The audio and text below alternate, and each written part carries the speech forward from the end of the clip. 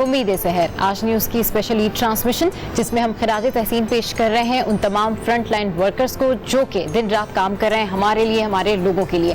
Doctor साहब अभी हमारे साथ मौजूद हैं, जफ़र भी हमारे साथ मौजूद हैं। तो जिस तरीके से अभी मैं जफ़र साहब से भी यही बात पूछ रही थी कि दूसरों की मदद करके हमें बहुत ज़्यादा खुशी महसूस होती है, तो बीइंग अ डॉक्टर डेफिनेटली ये पेशा तो जुड़ा हुआ ह्यूमैनिटी के साथ ही है, इंसानियत ही है इस पेशे के अंदर। तो आपको ऐसा कोई केस अभी तक इस ओवरऑल पूरी कंडीशन के अंदर, सिचुएशन के अंदर ऐसा कोई पेशेंट आपको याद रहा हो? क्योंकि डॉक्टर्स होते हैं ना, उनके कुछ पेशेंट्स होते हैं जो उनके जहन में रह जाते हैं, जो रिकवर कर गए हों, या आपको कोई ऐसा वाकया याद हुआ हो, कोई इंसिडेंट आपको याद हो इसी कोरोना सिचुएशन से रिलेटेड, जिसके अंदर आपको बहुत खुशी मिली हो कि यार मैंने ये इनकी मदद की है, इनका ट्रीटमेंट किया है और मैं बहुत खुश हूँ, मैं बहुत मुतमईन हूँ।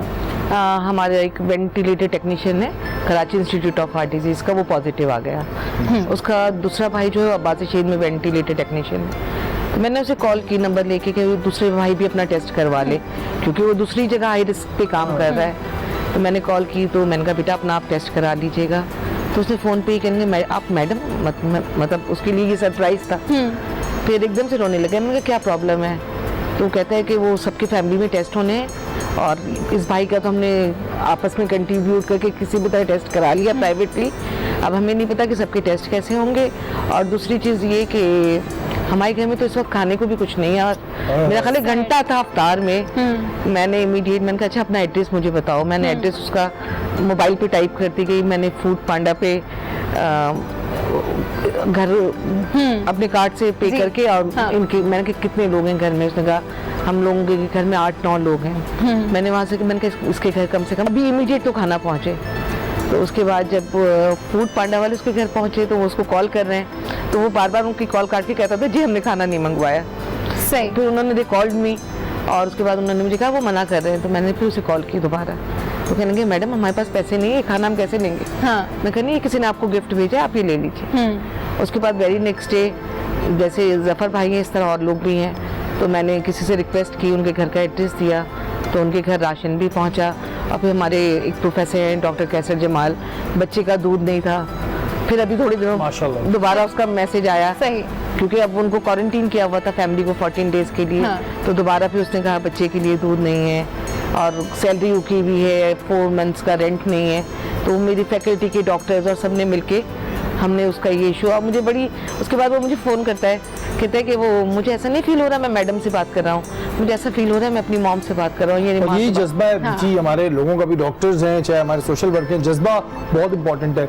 जो क्वारंटाइन में लोग होते हैं या आइसोलेशन सेंटर्स में होते हैं, क्या उनके कुछ मेंटली इश्यूज आते हैं? उनको संभालना किस तरह संभालते हैं आप लोग? क्योंकि ज़ाहिर एक अपने अंदर एक टेंशन होती है हर इंसान को, वो सिचुएशन कैसे हैंडल करते हैं? देखिए एक ज़माने में ये था कि किसी को कैंसर होता था तो बड़ा डरता था, उसको ये पता था मेरी डेथ हो जानी है।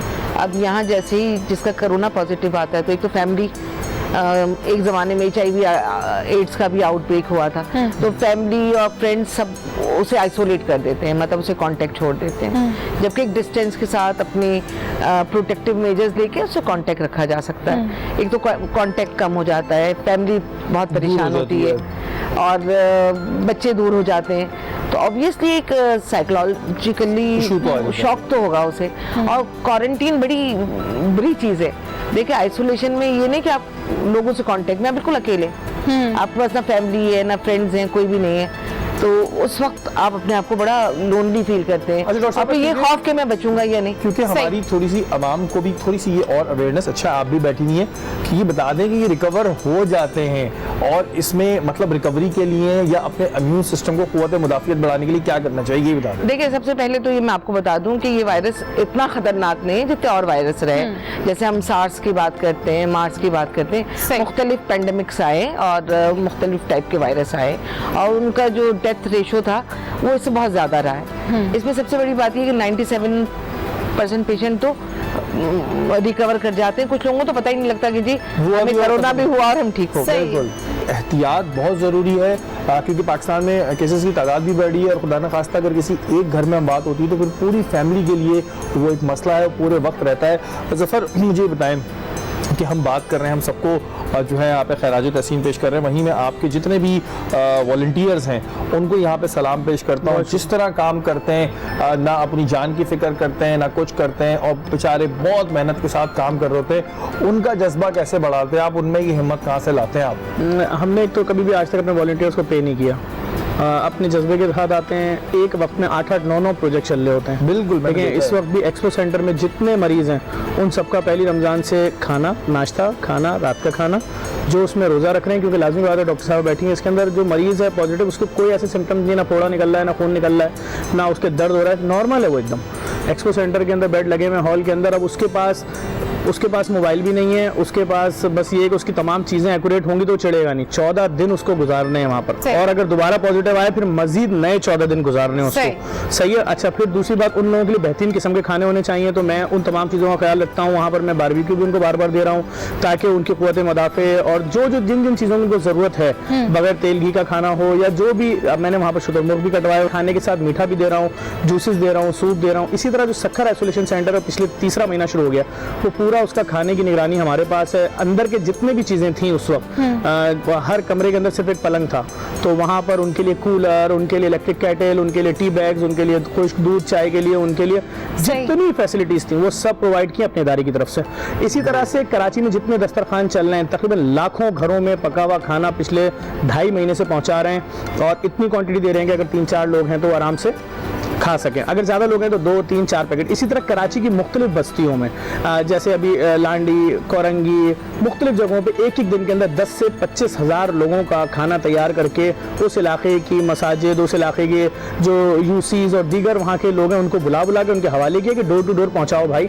और उसमें भी मैंने सीधा ख्याल रखा। कोई मैसेज आप देना चाह रहे हैं? ईद का भी दिन है, पाकिस्तानी कौम आपको देख रही है, मैं बस यही मैसेज दूंगा, आपने जहां अपने बच्चों का या अपनी फैमिली का फितरा निकाला है, कोशिश कीजिए। आपकी नज़र में बहुत सारी ऐसी फैमिलीज होंगी जिनको आप जानते हैं बहुत अच्छे तरीके से, जाइए उसको लिफाफे में रखिए, उस फितरे को, उस फैमिली को किसी भी गिफ्ट और किसी भी नाम से पहुंचा दीजिए फ़ौरन, क्योंकि ये ईद बहुत अजीब सी ईद है, और मैं तो ये बोलूँगा इस तरह की ईद पाकिस्तान दोबारा कभी ना देखे। लोग बहुत मुसीबत। आमीन। डॉक्टर साहब, आप कोई पैगाम पाकिस्तानी कौम को, अपने डॉक्टर्स को बिल्कुल आप दे सकती हैं? देखिए, मैं अपने डॉक्टर्स का थैंक करूंगी आपके प्रोग्राम, बिल्कुल, क्योंकि जिस तरह वो काम कर रहे हैं, और पेंडेमिक में, और ये जानते हुए भी कि उनको क्या प्रॉब्लम्स हो सकते हैं। और मैं एक जनरल पब्लिक के लिए मैसेज दूंगी, 2-3 चीज़ें हैं, उसका ख्याल रखें। मास्क पहने, बार बार हाथ धोएं, अगर छींकते हैं तो टिश्यू पेपर यूज़ करें, उसको क्लोज डस्टबिन में डालें, और सोशल डिस्टेंसिंग करें। और अगर कि आप में सिम्टम्स कोई आपको फील होता है, every fever is not the corona, ये भी ध्यान में रखिए, उनको बता दीजिए हर बुखार कोरोना नहीं है, हर खांसी या हर नज़ला जो है वो कोरोना नहीं है। बिल्कुल। तो ये अपने टेस्ट करवाएं, कोशिश करें, और कुछ ना करें। अगर आपको फील होता है कि आपको फीवर है तो खुद ये एक सेल्फ आइसोलेशन ले लें। बिल्कुल। तो बहुत शुक्रिया आप लोग हमारे शो पे आए। तो उम्मीदें शहर में हमने इस बात की उम्मीद रखनी है, कोरोना की इस वबा से हमने बाहर आना है, लेकिन साथ साथ हमें एहतियात करनी है, फासला रखना है, अपने घरों पर ही रहकर अपने प्यारों के साथ, बेशक वीडियो कॉल्स पे सही, ईद सेलिब्रेट करें, लेकिन हिफाजत में रहें, और साथ साथ उन तमाम चीज़ों का, उन तमाम तर गाइडलाइंस का ख्याल रखें। ईद का मौका भी है, आप सबको ईद मुबारक। और ये उम्मीदें शहर जो है ये डेफिनेटली फैज साहब की गज़ल से लिया गया है, ताकि हम ये उम्मीद कर सकें कि हम इस मुश्किल वक्त से बाहर आएंगे और यूनिटी के साथ आगे बढ़ें। बिल्कुल जी, हमारी उम्मीदें शहर ईद की स्पेशल ट्रांसमिशन जो है जारी है। आप मेहमानों का बहुत बहुत शुक्रिया। मुझे और सबा को इजाज़त दीजिए। पाकिस्तान जिंदाबाद।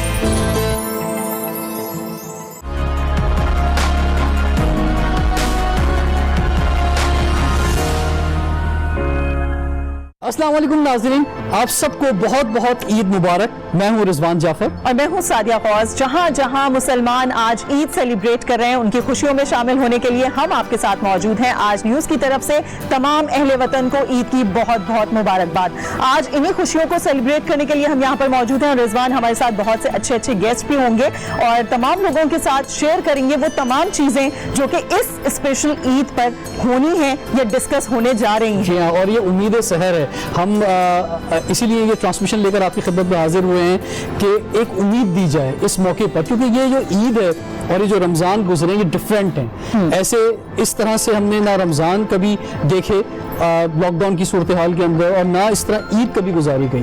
तो ये बिल्कुल डिफरेंट सिचुएशन है जो इस वक्त रिजवान, पूरी दुनिया में यही वजह है कि हमारी इस दफा की जो ईद की ट्रांसमिशन है इसको हमने नाम दिया है उम्मीद सहर का। उम्मीद सहर का मतलब यही है कि मुश्किल वक्त से निकलने के लिए एक उम्मीद जरूर रखें, एक दिया जरूर जलाए रखें, क्योंकि इसी तरीके से ही हम इन मुश्किलात से निकल सकते हैं। जी रिजवान, हमारे साथ कौन जी कौन बहुत ज़बरदस्त गेस्ट मौजूद हैं हमारे, और इस ट्रांसमिशन में हम उन तमाम मेहमानों को बुलाने की कोशिश कर रहे हैं कि जो कंट्रीब्यूट कर रहे हैं इस मुश्किल वक्त में पाकिस्तान में, और उनका किरदार बहुत इंपॉर्टेंट है। फ्रंट जो है यानी फ्रंट लाइन के अंदर मौजूद हैं कोरोना वायरस के खिलाफ। सबसे पहले हमारे साथ एमन सलीम हैं। एमन, आपको वेलकम कहते हैं। Thank you.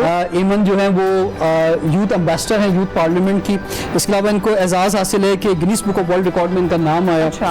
और आपने जो एक स्मार्ट कार में बहुत सारी जो गर्ल्स थी, वो हम पूछेंगे वो क्या किया था ऐसा। उसके अलावा बहुत से एजाज़ इनको हासिल हुए, और first Pakistani to receive the Lady Diana award. अच्छा। इसके अलावा और भी बहुत से इंटरनेशनल अवार्ड्स हैं, वो भी हम जानेंगे कि आप कुछ करते रही, कैसा आपका लॉकडाउन का टाइम गुजरा पाकिस्तान में, और नौजवान खास तौर पे क्या कर रहे हैं, और किस तरह से आप देख रही हैं नौजवान इस लॉकडाउन सिचुएशन के अंदर क्या कुछ कर सकते हैं, क्या अवेयरनेस जो है वो दे रहे हैं। हमारे साथ हैं doctor Imran Ali Shah, orthopaedic surgeon, MPA Pakistan Tehreek Insaf से, और डॉक्टर इमरान शाह ने बड़ा ज़बरदस्त फार्मूला दिया बिल्कुल कि लोग जो हैं वो कोरोना से बच जाएं। लेकिन डॉक्टर साहब आपसे आगाज़ करते हैं हम कहीं भी जा रहे हैं, ईद सेलिब्रेट हो रही है, लेकिन हमने रमज़ान में ख़ास तौर पे देखा एक बड़ी तादाद भी पाकिस्तान में अब भी वो है कि इतनी आपने अवेयरनेस दी, इतनी हमने अवेयरनेस दी, गवर्नमेंट बोलती रही, लेकिन आज भी लोग जो हैं वो कहते हैं कि जनाब ये कोई हकीकत नहीं है कोरोना। उन लोगों को क्या कहना चाहेंगे जो कहते हैं कि कोरोना कोई हकीकत नहीं है? ये बड़ा अनफॉर्चुनेट है कि लोग अभी तक ये समझ नहीं पाए रियलिटी को, क्योंकि किसी जो भी वजह समझ लें इसको, जो भी समझ लें, मगर इसमें कोई डाउट नहीं है कि पाकिस्तान में मोर्टेलिटी यानी कि अमाउंट्स ऑफ पीपल डाइंग कम है कंपेयर टू यूरोप। हमारा स्ट्रेन वायरस का जो पाकिस्तान में शायद वजह ये BCG वैक्सीनेशन, धूप ज़्यादा है, जो भी वजह समझ लें इसकी। मगर बात सारी ये होती है रिजवान, जब आप कोई फिगर्स देखते हैं ना, अखबार में आता है कि 1%, 2%, 3%, 12%, जिस घर में कोरोना का पेशेंट मरता है उस घर के लिए 100% लॉस होता है। उसमें परसेंटेजेस नहीं जाता, और जो लोग ये समझते हैं कि ये कोई मैन मेड या इस तरह का कोई चीज़ है, मतलब एग्जिस्ट नहीं करती, हाँ कंस्पिरेसी है कोई, तो वो अल्लाह ना करे कि उनको उसका सामना करना पड़े। इसलिए बेहतर है, अगर मैं तो कहता हूँ, मैं बहुत सारे शोज में मैंने बात की है कि अगर हमारे मेडिसिन में एक कहावत है कि prevention is better than cure, तो एग्जैक्टली यहाँ पे अप्लाई होती है कि prevention is better than cure. एहतियात रखना ज़रूरी है, वबाएँ आती हैं, और ह्यूमन रेस बड़ी रिजिलियंट रेस है, हम लोग उसको भी फाइट इंशाल्लाह कर लेंगे। जब हम 50 मिलियन के लोगों की बात हुई थी, जब स्पेनिश फ्लू आया था, जब उसको फाइट कर लिया तो इसको भी फाइट करेंगे इंशाल्लाह। टाइम के साथ साथ इंशाल्लाह। डॉक्टर साहब, जिस तरीके से आपकी कोशिशें जारी हैं, या फिर हम फ्रंट लाइन पे जितने भी डॉक्टर्स को काम करते हुए देख रहे हैं, वैसे तो और भी बहुत सारे तबकात ऐसे हैं जो कि फ्रंट लाइन पे काम कर रहे हैं, लेकिन बेसिकली डॉक्टर्स को ये जरूर क्रेडिट जाता है, क्योंकि अगर आप और मैं समझें कि कहीं पर हमारे आसपास कोई शख्स मौजूद है जिसको कोरोना है, हम उसके करीब भी भटकने की कोशिश नहीं करेंगे, हम चाहेंगे उससे दूर जाएं। लेकिन डॉक्टर साहब, आप जैसे लोग हैं जो उन लोगों को फेस कर रहे हैं, उनके करीब जा रहे हैं, और अपने आप को मतलब ये कहा जाए कि अपने आप को एक तरीके से खतरे में डाल रहे हैं, तो ये बहुत बड़ी बात है। सबसे ज्यादा खतरे में जो डॉक्टर्स ही हैं। Exactly, सबसे exactly. पहले अगर कोई जो है टारगेट हो रहा है दुनिया भर में, ये रेशो हम देख रहे हैं डॉक्टर्स का ही है। अच्छा, जो अवेयरनेस दी जा रही है वो मीडिया पे, सोशल मीडिया पे हर तरह से आपके सामने है, और कोरोना वायरस Pakistan.pk ये वेबसाइट भी हम आपको बताना चाहेंगे, इस पर जाएं और आप जो है वो जरूर देखें। अच्छा एमन, आप क्या समझती हैं कि हमारा एटीट्यूड है क्या ये कि हम या हम कोई बहुत बहादुर हैं? यानी जैसे कराची की हम बात करते हैं तो यहाँ पे मोटरसाइकिल के सबसे ज़्यादा एक्सीडेंट होते हैं, और गवर्नमेंट कहती है, सब कहते हैं कि जनाब आप हेलमेट पहने। आपके पास तो बहुत केसेस आते होंगे, ऑर्थोपेडिक सर्जन है। अच्छा, जब पाबंदी लगती है तो मैंने देखा है कि नौजवान जो है वो मोटरसाइकिल पर हेलमेट आगे रख देते हैं, और कोई पुलिस वाला नजर आता है तो पहन लेते हैं सिर्फ दिखाने के लिए। यानी ये एहसास नहीं कर रहे कि भाई आपकी जान की बचाव के लिए ये बात बोली गई है। इसी तरह से कहा जाता है जनाब साहिल समंदर पे जनाब कोई तूफान आने वाला है तो लोग पिकनिक मनाने वहाँ चले जाते हैं, तो इसी तरह कुछ कोरोना के मामले में भी लग रहा है। नहीं, मेरे ख्याल से ये उस तरह वाली सिचुएशन होगी है जब बच्चों को अम्मी अब्बू किसी चीज के लिए मना करते हैं तो वो चीज उनके लिए ज्यादा अट्रैक्टिव हो जाती है। तो जो आप बोल रहे हैं मुझे तो ऐसा ही लग रहा है कि जब मना हो रहा है तो लोग फिर भी उस चीज को ज्यादा अट्रैक्टिव समझ के वो चीज करने की कोशिश कर रहे हैं। साइकिलिंग के लिए भी ये एक नया ट्रेंड नौजवानों में निकला है तो वो जा रहे हैं। अब साइकिलिंग के उन्होंने बहुत अच्छे SOPs निकाल दिए हैं। जिस तरह आप बोल रहे हैं उसमें भी लोग जुगाड़ करने की कोशिश कर रहे हैं कि आप पुलिस वालों को देखेंगे, किसी को देखेंगे आपने फॉरेन पहन लिया।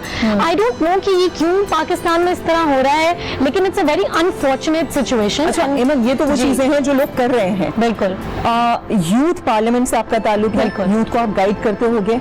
आप लोगों ने इस पूरे टाइम पीरियड में ये जो हमने कोविड-19 का देखा जो कि अभी चल भी रहा है, ठीक है, और किस तरीके से डॉक्टर साहब से बात हो रही थी ऑफ द रिकॉर्ड, वो यही कह रहे थे कि ये तो अब अपनी लाइफस्टाइल में आप डिजाइन इसके हिसाब से कर लें। आप लोग यूथ को किस तरीके से गाइड कर रहे हैं कि वो अपना किरदार किस तरीके से अदा कर सकते हैं, या फिर उनकी तरफ से कौन सी गलतियां हैं जो कि उनको नहीं, कम करनी चाहिए? बहुत जबरदस्त आपने सवाल पूछा है। बेसिकली देखिए, youth parliament, I have been involved with youth parliament for I think almost 10 years now. Youth parliament हमेशा फ्रंट लाइन अप्रोच लेता है इन सारी चीज़ों पे और कोशिश करते हैं कि हम जितनी गाइडेंस और जितनी गाइडेंस हम दे सके हमारी यूथ को हम देते हैं। बेसिकली इस टाइप की जो अब सिचुएशन है वो ये है, जैसे आपने बोला कि द नॉर्म इज चेंजिंग।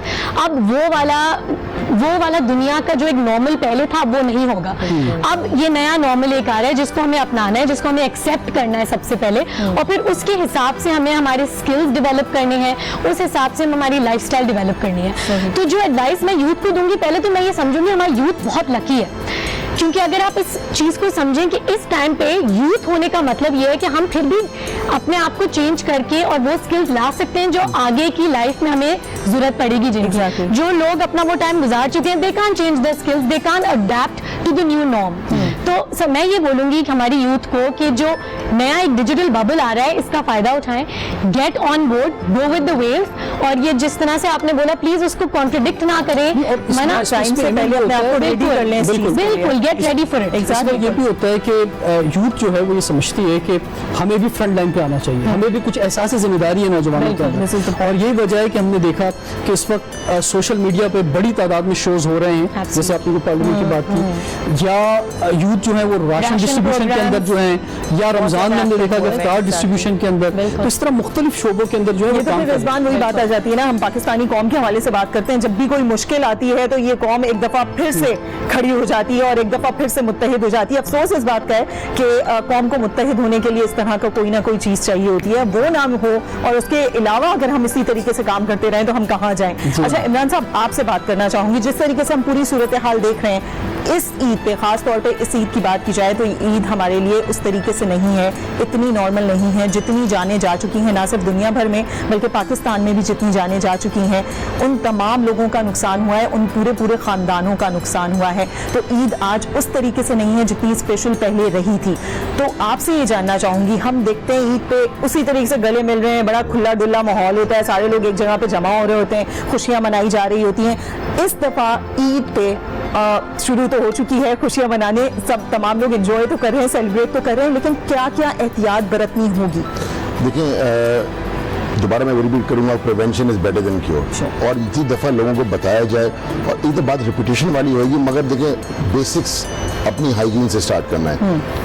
घर के अंदर जाते ही अगर आप बाहर से आ रहे हैं तो अपने हाथ को प्रॉपर्ली सैनिटाइज करना है। घर के अंदर जाने से पहले जब हम घर में जाते हैं, हम तो यूथ, जिस तरह इन्होंने थोड़ी देर पहले कहा कि यूथ तो बच जाएंगे, मगर घर के अंदर जो डायबिटिक है, जो इम्यूनो कॉम्प्रोमाइज है, जो कीमोथेरेपी ले रहा है, जो स्टेरॉइड ले रहा है, जो व्हील चेयर बाउंड पेशेंट है, जिनकी पहले से और प्रॉब्लम्स है, कोमोबिडिटीज है, वो नहीं बच पाएंगे इससे, क्योंकि ये जो रियलिटी है कोविड की, ये बिल्कुल इट टेयर्स फैमिलीज अपार्ट। मेरे अब आपको पता होगा, सबसे पहली जो बात हुई थी वो डॉक्टर उसामा की, जो बड़ा अच्छा हाईलाइट हुआ था नॉर्थ पाकिस्तान में, शायद पेशावर में था। अब ये घर वाले, उनके घर में ईद हो रही होगी, नहीं हो रही होगी, इस दफा नहीं हो रही होगी। तो मेरे ख्याल से हमें पूरी नेशन को, मैं ये नहीं कह रहा कि आप लोग डिप्रेशन में चले जाएं और घर बैठ जाएं काले कपड़े पहन के, मगर हमें अपने आप को सेंसिबल रखना है। हमें और हमारे एक्शन से कोई खुदा न करे ऐसे कोई एक्शन ना हो जिसकी वजह से हमें बाद में रिग्रेट हो। तो आप जब घर में जाएं अपने बड़ों से मिलें, खास तौर से ज़रूरी नहीं है कि आप उनको हक करें, कदर करें और लिपट जाएं उनके साथ। अपना सोशल डिस्टेंस बिल्कुल। और रखना बहुत ज़्यादा ईद का जो डॉक्टर साहब बात होती है ना, वो यही है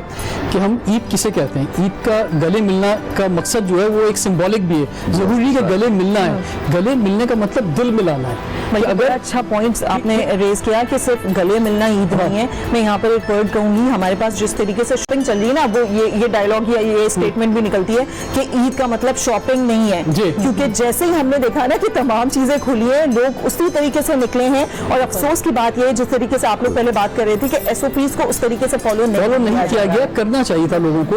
लेकिन मैं जो बात कर रहा था ना गले वाली की, इसका मकसद ये है कि अगर आप किसी ने कोई गलती की है या किसी से आप दूर हैं, तो ईद का मतलब ये होता था कि भाई आप माफी मांगें, उसके घर जाएं या वो आपके घर आए, आप मुलाकात करें। आज जो है ऑनलाइन सिस्टम के जरिए अगर आप नहीं जा पा रहे ईद के मौके पर, तो हमारा जो है वो ये अच्छी बात है, लॉकडाउन जरूर है लेकिन इंटरनेट का लॉकडाउन नहीं है, मोबाइल फोन का लॉकडाउन नहीं है। उस पर आप लोगों से मिले, वो जज्बे उस तरह शेयर हो सकते हैं इस ईद के मौके पर। बिल्कुल, मैं तो कह रहा हूं, देखिए, और ये लॉकडाउन लोग बात करते हैं, कोई कर्फ्यू कहता है, कोई लॉकडाउन कहता है। मेरे ख्याल से हम लोग सबको पता है कि चीज़ गलत है। अगर आप गलत चीज़ करें, यू नो कि गलत कर रहे हैं। जब कोई चोरी करने जा रहा होता है तो उसको पता होता है कि मैं गलत काम कर रहा हूँ, बच गया तो बच गया, अगर फंस गया तो हो गया काम। तो वी नो कि हमारे एक्शन से क्या इसके रिएक्शंस हो सकते हैं। आपको अगर किसी से मिलना भी है, अगर आपको किसी घर वाले से एल्डरली से मिलना भी है, अपने आप को आप बहुत केयरफुली, अगर आपकी खुद की तबीयत खराब है या अगर आपको पता है कि आपने बाहर एक्टिविटी की है, घर में जाने से पहले अपने आप को आपको सैनिटाइज करना ज़रूरी है। और इसी हिसाब से फिर अपने घर वालों से मिले, क्योंकि ये बीमारी नज़र नहीं आती है। ये वायरस का साइज ऐसा है, नजर, ये तो छोटा सा एक स्ट्रिप ऑफ RNA है, छोटा सा, एक नुक्ते से भी छोटा एक स्ट्रिप ऑफ RNA है जो जेनेटिक मटेरियल को ट्रांसमिट करता है, और उसको एक होस्ट चाहिए होता है जो जिसने इंसान को बनाया हुआ है। तो अल्लाह का शुक्र करें कि वाटर बोर्न डिजीज नहीं है, वरना क्या होना था। खैर, अल्लाह ने हमें बचा के रखा हुआ है। और आपके शो पे एक बात मैं ज़रूर बोलूँगा, अब जितनी भी नई रिसर्च और स्टडीज़ आई हैं उसमें एक बात को बार बार दिखाया गया है कि जिन लोगों के vitamin D levels higher side पे हैं, उनको अगर कोरोना हो भी रहा है तो वो वो रिकवर उनकी जल्दी हो रही है, वो रिकवर जल्दी कर पा रहे हैं। तो जो लोग सुन रहे हैं, भाई मेक श्योर करें कि विटामिन D अपने लेवल्स को एक तरीके से अपने अबव नॉर्मल लेवल्स रखें। साउथ रीजन में वैसे भी कम होता है, तो प्लीज चेक करा लें अपने बिल्कुल। अच्छा, सबसे ज्यादा जो प्रॉब्लम्स हुई थी शुरू में आपने सुना था, इटली में सबसे ज्यादा प्रॉब्लम्स हुई थी। और इटली एक वो मुल्क है यूरोप का जहाँ पे सबसे लोएस्ट विटामिन D लेवल्स पाए जाते हैं। तो ये दीज आर ऑल फैक्ट्स। जितना मेडिसिन आजकल जो है सब कुछ है एविडेंस बेस्ड क्लिनिकल मेडिसिन होती है। तो किसी ने जब पब्लिश की तो ये नहीं कि डॉक्टर साहब ने कह दिया तो ये सब हो गया, नहीं भाई, एक रिसर्च होती है, फिर उसके सामने आता है, फिर उसको हम फॉलो करते हैं। ठीक है, सही जी। मेरे ख्याल से ब्रेक की तरफ हमें बढ़ना होगा। और मैं ब्रेक पे जाने से पहले आपसे कहूँगा कि हम जो जनरेशन है, मेरे ख्याल से जो 70s में या 80s में पैदा हुए हैं, ये बड़ी अनमोल जो है जनरेशन है, क्योंकि हमने बड़े डिफरेंट दौर देखे और डिफरेंट ईदें देखी हैं। यानी एक वो वक्त था ईद का कि जब ईद कार्ड्स पे मोहब्बत के पैगाम भेजे जाते थे, फिर पोस्ट कार्ड जो थे। अच्छा, मोहब्बत के पैगाम नहीं, मोहब्बत के भी पैगाम देते थे, हर तरह के पैगाम देते थे, भेजे जाते थे। उसके बाद जो टेक्स्ट मैसेजेस का दौर आया, और टेक्स्ट मैसेजेस इतने आते थे कि मुझे याद है कि मेरे पास तो 1000 से ज्यादा, इससे भी ज्यादा आ जाते थे और जैम हो जाते थे नेट पर। फिर सोशल मीडिया का दौर आता, तो अब ये सोशल मीडिया का सही इस्तेमाल इस टाइम पे, ये वाली जनरेशन जो है वो सोशल मीडिया का, हाँ, ये जो क्वारंटीन का टाइम था ना, इसमें बड़े अच्छे तरीके से, बड़े पॉजिटिवली हमने देखा कि इसको इस्तेमाल किया गया सोशल मीडिया को। सोशल मीडिया की बात हो रही है तो आपको बताएं बहुत सारी ऐसी चीजें थी जो कि सोशल मीडिया पर शेयर की गई, जिससे वाकई बेहतरीन गाइडेंस मिली। और डॉक्टर साहब की भी एक वीडियो जिसमें आपने डिटॉल स्प्रे का कुछ बताया था, वो भी काफी ज्यादा हेल्पफुल रही, बल्कि हम लोग खुद भी उसको फॉलो करते रहे। जब हम जॉब पे आते थे तो हम उसी तरह का एक स्प्रे बना के उसको यूज करते थे। लेकिन अभी मैं आपसे शेयर करूंगी एक ब्रेक पे जाने से पहले कि किस तरीके से विदाउट एनी खर्चा आप किस तरीके से अपना एक मास्क बना सकते हैं, ताकि अगर मास्क की शॉर्टेज भी हुई भी है तो कम से कम आपके पास आपका अपना मास्क होना चाहिए। जी देखिए,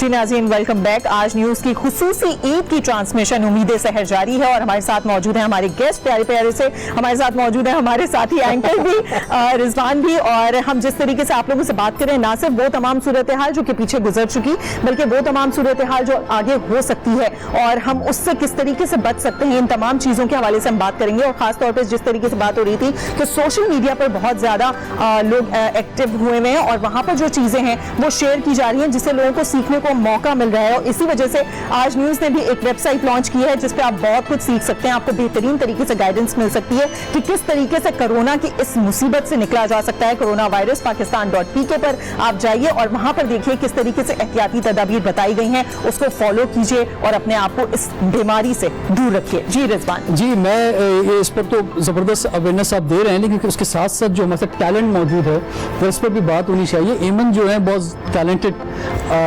यंगस्टर हैं और फ्यूचर इनका बहुत ब्राइट नज़र आ रहा है। तो एमन क्या कुछ आप कर रही हैं? सादिया, मैं आपको बताऊं, जैसे आप मेरे साथ बैठी हैं, इस तरह एमन के साथ भी मैंने कई बार शोज़ किए हैं। तो ज़बरदस्त कंपेयरिंग भी आप करती हैं, मैंने सुना है एक्टिंग भी करने वाली हैं आप, और बहुत से इंटरनेशनल अवार्ड्स भी मिले। कुछ बताएं अपने बारे में।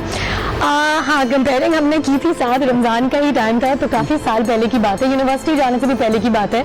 एंड ऑब्वियसली बहुत मज़ा आया था आपके साथ कंपेयरिंग करके। बेसिकली करंटली तो लॉकडाउन की जो सिचुएशन है उसमें मेरा ये होता है that I try to stay busy. मेरे लिए सबसे मुश्किल काम है, एंड आई एम श्योर आपके लिए भी, जितने लोग बिजी रहते हैं उनके लिए बहुत मुश्किल काम है घर पे बैठना। लेकिन मैं अपने लिए मैंने ये किया था कि मैंने एक अपनी पूरी रूटीन में बनाती हूँ घर पे बैठने की। मैंने जिंदगी में इतनी रीडिंग नहीं की होगी जितनी मैंने करी है, and I like reading biographies, books on leadership, entrepreneurship. तो काफ़ी सारी मैंने बुक्स रीड की हैं। साइकिलिंग की एक हैबिट मैंने लाइक मेनी अदर पीपल वो स्टार्ट करी है, तो इफ्तार के बाद हम साइकिलिंग पे जाते हैं। तो ये इस तरह की हेल्दी एक्टिविटीज़ पे मैं कोशिश करती हूँ कि अपने आप को बिजी रखूँ। शूटिंग मेरी रुक गई थी, मेरा शो एक्चुअली जो पहला मेरी एक्टिंग डेब्यू था वो स्टार्ट हो रहा था और ख़त्म हो रहा था ईद पे, रमज़ान में स्टार्ट हो रहा था, लेकिन कोरोना की वजह से वो डिले हो गया, तो शूटिंग ऑब्वियसली बीच में रह गई। लेकिन ये एक्टिविटीज़ से हम अपने आप को बिजी रखती थी। डॉक्टर साहब, मुझे लग रहा है ये लंबे अरसे तक रहेगा ट्रैवलिंग का आगे मामला जो है? देखिए इंटरनेशनल फ्लाइट्स कभी सुनते हैं कि खुल रही है, अभी पता चला है कि मेरे ख्याल से कुछ, लेकिन टूरिज्म को फर्क पड़ेगा इसमें, क्योंकि अब जिसकी मजबूरी होगी, इमरजेंसी होगी, वो तो जाएगा। टूरिज्म एक बहुत बड़ी इंडस्ट्री है जी। और पाकिस्तान में लास्ट ईयर से ही तो डेवलप होना शुरू हुआ था टूरिज्म के, हालात बेहतर हुए, टेररिज्म कम हुआ है, Pakistan is gonna really be affected. हमारा जो बराबर में कंट्री इंडिया वो भी, और ये सब मुल्क बिजनेस जो है एग्जैक्टली लोकल टूरिज्म बढ़ेगा। अब ये रोड जो बनी है, अच्छी हाईवेज बन गई है, अब बड़ा दिल करता है, मैं लोगों से सुनता हूँ यार हम लोग लाहौर से इस्लामाबाद गए और फिर कराची से लाहौर गए, बड़ा मजा आया, मैंने कहा बड़ा दिल करता है करने का। और आई थिंक लोकल टूरिज्म को बहुत बड़ा बूस्ट मिलेगा और मेरे ख्याल से हम लोग पाकिस्तान को इतना अप्रिशिएट नहीं करते। हमारे पास क्या नहीं है, from the deserts in the south to skiing slopes in the north, हमारे पास पूरा है। मैं हर साल में एक दफा स्कीइंग के लिए जाता था, स्विट्जरलैंड में जगह है गेस्टार्ट के नाम से जगह, उधर जाता था, मुझे जरूरत नहीं। जब से मेरे को लगा कि पाकिस्तान में भी वही फैसिलिटी एंड चीपर, तो we should promote Pakistan anyway and we should be promoting tourism in Pakistan, क्योंकि इस तरह हमारे पास फिर फॉरेन इन्वेस्टमेंट भी आती है ना पाकिस्तान में। जिस तरीके से बात करें ये होना चाहिए, सब लोकल टूरिज्म को भी प्रमोशन मिला है। बिकॉज मैंने इस दरमियान में जब हमने देखा ट्रांसपोर्ट बंद हुई, ट्रेन बंद हुई, डोमेस्टिक फ्लाइट्स भी बंद हो गई थी, तो उसके बाद यही कहा जा रहा था कि यार बाई रोड चले जाओ, और वाकई वो बड़ा अच्छा रहा। कुछ जगहों पे रोका गया जहां पर गाड़ी में ज्यादा लोग होते थे। लेकिन अच्छा डॉक्टर साहब, आपसे ये जानना चाहूंगी, जो ये पूरी सूरत हाल है इसमें मुसलसल बोला जा रहा है 20 सेकंड तक आपने हाथ धोने हैं। एक तो इसकी कहानी बताइएगा क्या है, ये वो वाली बात होगी ना, साबुन स्लो है क्या लेकिन अब वो सही हो रही है वो बात ना। और दूसरी ये चीज कि इन तमाम चीजों के अलावा कौन सी अब नई चीज सामने आई है, क्योंकि हम नई चीजें देख रहे हैं कि डॉक्टर्स की तरफ से कहा जा रहा है कि अब हमने रिसर्च की तो ये बात नहीं सामने आई है। तो इस पूरे टाइम पीरियड में अब और नई बात क्या सामने आई है जिससे हम अंदाजा लगा सकते हैं कि हम इस पूरी सिचुएशन से किस हद तक निकल पाएंगे? देखिए, पहले तो ना लोगों की बातों पर सिर्फ यकीन नहीं करना चाहिए, हर चीज को साइंटिफिकली देखना चाहिए। ये नहीं कहना चाहिए डॉक्टर इमरान शाह ने कहा या डॉक्टर बना दिया आपको, मैंने एक साल तक मैंने डॉक्टर लगाया नाम के साथ। अच्छा लगाया, मैंने हटा दिया, मैंने कहा यार PhD डॉक्टर्स को लोग मैं डॉक्टर आपके मानते पास नहीं। कमिश्न को भेजता हूँ अगर मैं गलत जान किया तो खैर बहरहाल, तो अब ये कोई मिथ नहीं है कि हाथ 20 सेकंड तक धोएं, ये रियलिटी है। अगर आप WHO जिसको हु भी कहते हैं, जो वेबसाइट पे जाएं और उसको स्क्रॉल डाउन करें, साबुन से हाथ धोने से वायरस मरता नहीं है, ये जो वॉश ऑफ करते हैं इसको अपने हाथ से, ये बहुत ज़रूरी बात है आप लोगों को समझने वाली, क्योंकि ये वायरस का कैप्सूल होता है जो बहुत डिफिकल्ट टू पेनिट्रेट रहता है। मगर अगर आप 20 सेकंड तक अपने हाथ सैनिटाइजर से साफ करेंगे, इसमें मिनिमम 70% अल्कोहल होगा, तो उसकी जो बायोफिल्म या इसकी जो कैप्सूल होता है बैक्टीरिया का, उसको ब्रेक करने की इसमें सलाहियत होती है। मैं तो सजेस्ट करता हूँ 20 सेकंड आप अच्छी तरह साबुन से हाथ धोएं, नेल्स के पीछे से, आगे से, और उसके बाद अगर सैनिटाइजर हो थोड़ा सा वो भी अगर आप 5-10 सेकंड के लिए लगा लें तो कोई नुकसान नहीं है।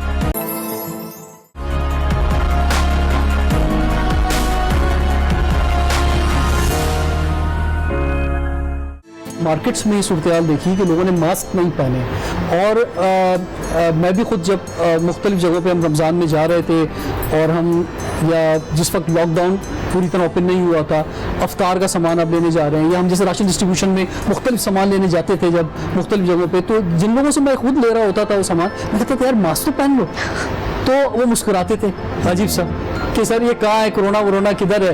तो ये जो मास्क है ये बड़ा इंपॉर्टेंट है, ये हर वक्त जो है ये आपका सिंबल भी है और ज़हनी तौर पर भी आपको तैयार रखता है जब आप मास्क पहने होते हैं कि आपने जो बचना है, ना सिर्फ खुद बचते हैं बल्कि इससे दूसरों को भी बिल्कुल, बचाते हैं। बहुत जरूरी। देखिए ऐसे ऐसे बहुत कम होता है कि आपके आज तक आपकी लाइफ टाइम में मेरे ख्याल से आपके मुंह पे करीब आके कोई खांसेगा छींकेगा नहीं, बहुत कम ऐसा होता है। मगर जो ये ट्रांसमिशन खास तौर से जो फिंगर से और सरफेसेस से होती है ना, तो अगर आप हाई रिस्क एरिया में काम करते हैं, जैसे मैं ऑर्थोपेडिक सर्जन हूँ, मैं हॉस्पिटल में काम करता हूँ, तो हमेशा ग्लव्स ऑन रखता हूँ। मैं ग्लव्स अपने साथ लेके आया था, ट्रैवलिंग के वक्त भी मैं ग्लव्स पहनता हूँ, क्योंकि जो ट्रांसमिशन होता है फिंगर से होता है। इसी तरह जब फिंगर से अगर आप ग्लव्स पहनते हैं तो बहुत कम चांस, आप ग्लव्स पहन के देख लीजिएगा, आपने मुंह को हाथ नहीं लगाएंगे फिर आप, क्योंकि एक तरीके से नेचुरल सी ऐसा इन्वायरमेंट हो जाती है हाथ पे कि आप मुंह को हाथ नहीं लगाते हैं ग्लव्स पहने हो। तो अगर आप बाहर जा रहे हैं, खास तौर से जो मेडिकल प्रोफेशन से हैं, नर्सेज हो गए, पैरामेडिक्स हो गए, एम्बुलेंस ड्राइवर्स हो गए, देखिए actually the real heroes are the ambulance drivers. देखा जाए ना उनको, इस तरह कहते हैं ना सबसे इंपॉर्टेंट पर्सन हॉस्पिटल में कौन होता है? सर्जन नहीं होता है, स्वीपर होता है हॉस्पिटल का। That's what my father has told me as well as a orthopedic surgeon, and I believe in that. इसी तरह एम्बुलेंस सर्विसेज, चाहे वो एडी हो, चाहे वो चीपा हो, चाहे वो अमन हो या कोई भी हो, they are doing a fantastic job. वो सिक पेशेंट को ले लेके घूमते हैं। हमारे पास ये भी हॉरर स्टोरीज आई कि पूरे शहर में मरीज को लेके कौन लेके घूम रहा है? एम्बुलेंस ड्राइवर्स लेके घूम रहे हैं। तो शुरू से और एम्बुलेंस ड्राइवर को बार बार बोलूंगा कि अपने सैनिटाइजर और कंपनी को चाहिए जो ये फर्म या जो भी एनजीओ चला रहा है, और gloves, these are the two things जो आपको इंशाल्लाह बचा के रखेंगे। अच्छा एमन, जिस तरीके से डॉक्टर साहब ने बात की कि ये एम्बुलेंस ड्राइवर्स जो हैं ये भी बहुत काम कर रहे हैं, ना सिर्फ वो, डॉक्टर साहब, इस तरह के और बहुत सारे पुलिस एहलकार हमारे पुलिस एहलकार, रेंजर्स के एहलकार जो जगह जगह खड़े हुए होते हैं, लोगों को गाइड कर रहे होते हैं। अच्छा, वो डांट भी नहीं सकते बेचारों को, कि अपनी गाँव में इनको समझाना है, इनको डांटना नहीं है। इन तमाम लोगों के लिए क्या कहना चाहेंगी? इनके लिए मैं क्या बोलूँ, of course like you said they are the real heroes, we owe everything to them. और मेरे ख्याल से कि मैं दूसरों को ये मैसेज देना चाहूँगी कि जितनी मेहनत ये लोग कर रहे हैं फ्रंट लाइंस पे, हम इतना सा कर सकते हैं, थोड़ा सा रिस्पॉन्सिबल हो जाएं ताकि उनका काम थोड़ा आसान हो जाए। यही कर सकते हैं हम। That's what I am trying to do, that's what he is trying to do, and I think that's what everybody should try to do. Doctor साहब ये बताएं कि डॉक्टर्स की अपनी मोटिवेशन जो इस वक्त क्या है, क्योंकि हम जब अपने रेगुलर शोज करते हैं, हमने बहुत डॉक्टर्स को बुलाया, उनके इंटरव्यूज किए, तो वो भी ये कह रहे हैं कि हमारी फैमिलीज हमसे कह रही है कि आप जो है वो 1 महीना 2 महीने के लिए छोड़ दें, क्या हो जाएगा अगर आप जो लीव ले लेंगे तो आप नहीं जाएंगे तो। लेकिन डॉक्टर्स को मैं सलाम पेश करता हूँ कि डॉक्टर्स ने कहा नहीं, ये इस वक्त कौम पर वक्त पड़ा है, इस वक्त हमारी जरूरत है, हम जाएंगे, फ्रंट लाइन पे खड़े होंगे। तो आपके जो जितने भी साथी दोस्त हैं उनकी क्या मोटिवेशन? बात सिंपल है, देखें आपके ख्याल से खुदा न करे कि कहीं मुल्क में जंग होती है, बॉर्डर पे जब फौजी कहेगा नहीं हम घर जा रहे हैं, लेकिन जंग शुरू हो गई, so we are the front liners, we have to protect. ये तो मैं हलफ उठाया बस बात है, या तो फिर डॉक्टर नहीं बनते, अब जब बन गए तो फिर काम करना जरूरी है। तो ये तो हम लोगों को मेंटली प्रिपेयर। देखिए मैं भी बात कर रहा हूँ, I don't know what's gonna happen after 2 weeks. एक कोरोना पेशेंट आएगा, छींक मारेगा, या मुझे ट्रांसमिट होगा, who knows where I will be in 5 days। मगर मैं एक बात ऐसी कह रहा हूँ तो इसलिए हमें एहतियात होना जरूरी है। और खास तौर से देखिए मुझे बड़ा अफसोस होता है, अभी भी मेरे पास मेरे जो दोस्त है हमारे साथ के पढ़े हुए, कोई असिस्टेंट प्रोफेसर है, कोई प्रोफेसर है लोकल गवर्नमेंट हॉस्पिटल में भी, इस शो को बिल्कुल पॉलिटिकली बनाना चाह रहा हूँ, मगर ऐसा है कि मैं प्राइवेटली उन लोगों को PPE प्रोवाइड कर रहा हूँ, मास्क प्रोवाइड कर रहा हूँ। दिस इज वेरी वरीइंग, और मुझे बड़ा दुख होता है, अफसोस होता है कि प्राइवेट इंस्टीट्यूशंस का काम नहीं होना चाहिए, एटलीस्ट लोकल गवर्नमेंट हॉस्पिटल्स को they should be provided by the system. तो मैं दुआ करता हूँ, ईद का मौका है, दुआ करता हूँ कि या अल्लाह हमारा हेल्थ सिस्टम बिलखुसूस सिंध का ऐसा हो जाए कि हमें भीख नहीं, प्राइवेट हॉस्पिटल का पूरे पाकिस्तान में, पूरे पाकिस्तान में थ्रू आउट।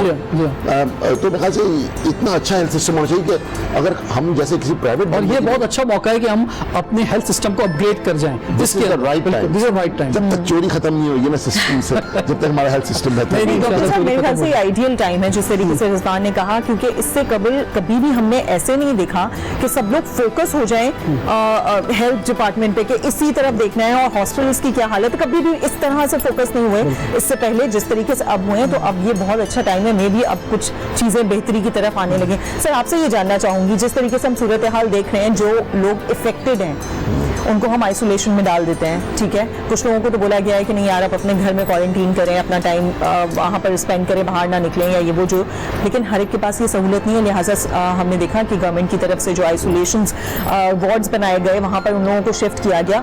वहाँ पर जो लोग हैं 15-15 दिन से एक ही जगह पर बंद हैं, आपको नहीं लगता उनको एक साइकियाट्रिस्ट की भी जरूरत पड़ जाती है आखिरकार? इसमें एक चीज का ये real issue है। गवर्नमेंट ने इसमें सर्विस बनाई है और उनकी जो लोग क्वारंटाइन के अंदर हैं ताकि वो कॉल कर सकें, ऐसे मोटिवेशनल स्पीकर्स बैठाए हैं जो उनको मोटिवेट एक फ्री हेल्पलाइन है, मेंटल हेल्पलाइन है, ये सब चीजें जो हैं। लेकिन मसला क्या है कि लोग एतमाद नहीं करते, यानी अगर गवर्नमेंट कोई चीज बना रही है, एप्स बना रही है, वो कि मुश्किल है, हर आदमी एप्स पे नहीं जा सकता या कॉल नहीं कर सकता, लेकिन लोग ट्रस्ट भी करें, क्योंकि हम ये सोचते हैं कि हम अगर किसी हेल्पलाइन पे कॉल करेंगे, जो हमारे पुराना कॉन्सेप्ट है, वन फैक्ट पे कॉल करेंगे तो पता नहीं कब आएगी पुलिस, तो लोग कॉल नहीं करते हैं। जी, अब ये सिस्टम पूरा चेंज हो रहा है। देखिए, जब आपको याद होगा कराची शहर में जब ये टैक्सी सर्विस, नाम ही लूंगा, टैक्सी सर्विस शुरू हुई थी ऐप के थ्रू, तो लोग कहते थे ये फेल हो जाएगी, चलेगी नहीं, कौन करेगा, कौन डालेगा, कितनी पॉपुलर हुई है दोनों टैक्सी फर्म जो चली थी कराची के अंदर। तो लोग, जिस तरह मैंने थोड़ी देर पहले कहा कि लोगों को अपने आप को मॉडिफाई करना पड़ेगा, अपने लाइफस्टाइल को मॉडिफाई करना पड़ेगा, हम क्या अप्रोच करते हैं अपने डेली बिजनेसेस के अंदर मॉडिफाई करना बहुत जरूरी है। Otherwise you will lose this race. Technical race जो होती है ना, ये एडवांसमेंट जो होती है, बड़ी खतरनाक चीज होती है। बड़ी बड़ी फर्म्स बंद हो गई इसी वजह से कि इनको ईमेल एड्रेस नहीं था उनके पास, उनको ऑर्डर्स नहीं आए, फेसबुक पब्लिसिटी लोगों को नहीं पता किस तरह करते हैं, XYZ। तो you have to stay on top of this rat race, I would say. Sir इस सेशन को बस हम इख्तिताम की जानिब लेके जा रहे हैं, तो वेरी क्विक आप दोनों कुछ कहना चाहें इन द एंड। डॉक्टर साहब पहले आप।